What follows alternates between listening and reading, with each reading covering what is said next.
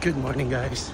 Today is 2nd of December, and today here we are doing our recovery runs para may blood flow lang yung legs natin, guys, kasi kahapon 25 LSD tayo.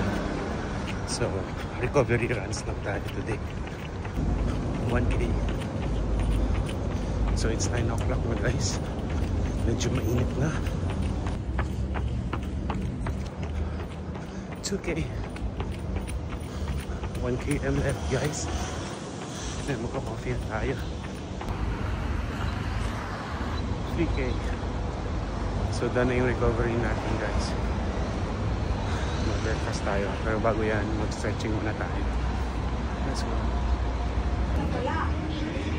Coffee.